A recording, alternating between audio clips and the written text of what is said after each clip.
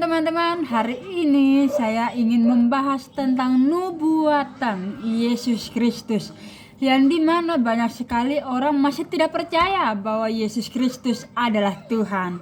Kita akan membahas dulu tentang kelahirannya, bahwa dia lahir bukan berasal dari air mani atau sperma. Kita tahu bahwa orang yang terlahir dari sperma, maka dia akan terjadilah janin dan tumbuh menjadi bayi dan manusia. Tetapi dengan Yesus Kristus itu berbeda.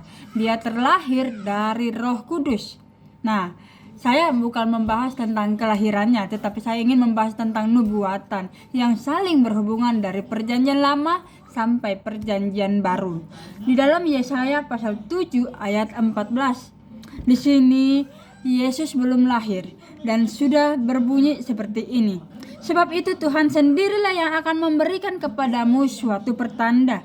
Sesungguhnya seorang perempuan muda mengandung dan akan melahirkan seorang anak laki-laki, dan ia akan menamakan dia Immanuel. Immanuel artinya Allah beserta kita. Nah, kita lanjut. Kegenapannya ada di mana? Di dalam Lukas pasal 1 ayat 31. Sesungguhnya engkau akan mengandung dan akan melahirkan seorang anak laki-laki, dan hendaklah engkau menamai dia Yesus.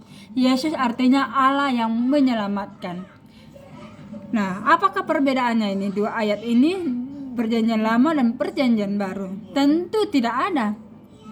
Yang satu di dalam Yesaya itu adalah sesuatu firman Tuhan atau sesuatu nubuatan yang belum terjadi.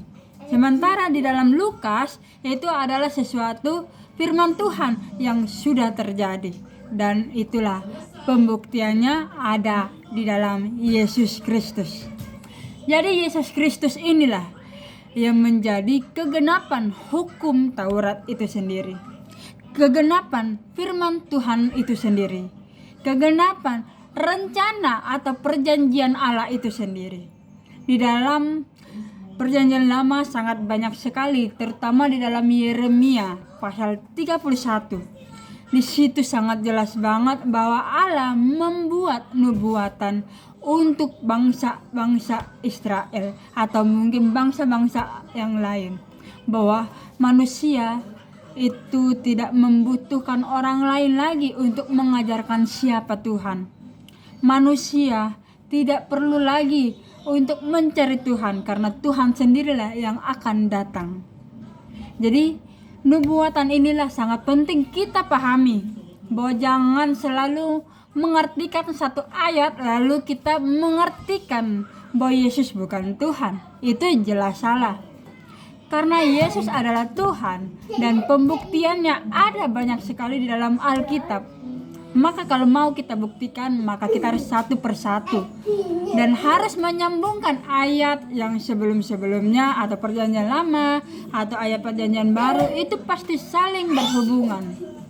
Jadi teman-teman, jangan selalu mencari kesalahan Alkitab, karena kesalahan Alkitab itu tidak ada. Kesalahan Alkitab itu hanyalah didasarkan dari kebencian kalian, kebencian yang sangat dalam untuk kepada Yesus Kristus.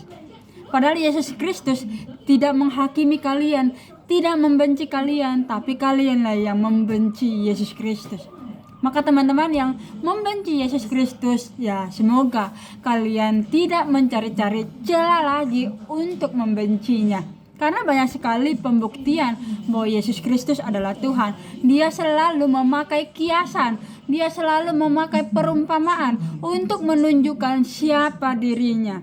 Banyak sekali bahwa dia adalah Tuhan, dia adalah Allah. Banyak sekali tentang kiasannya itu, perumpamaannya itu. Kalau kita mau membaca ayat satu persatu di dalam Perjanjian Baru, terutama di dalam Wahyu, Yesus sendiri mengatakan bahwa aku adalah Alfa dan Omega, yang pertama dan yang terkemudian. Karena tidak ada orang manusia yang mengatakan seperti itu. Hanya Tuhan yang mengatakan seperti itu. Ada firman-Nya dimanapun Alkitab atau dimanapun kitab suci, pasti ada Tuhan menyebutkan Tuhan menyebutkan dirinya sebagai Alfa Omega, yang pertama dan terkemudian. Dan itu Yesus sudah katakan di dalam Wahyu. Dan itu sudah membuktikan bahwa Yesus Kristus adalah Tuhan.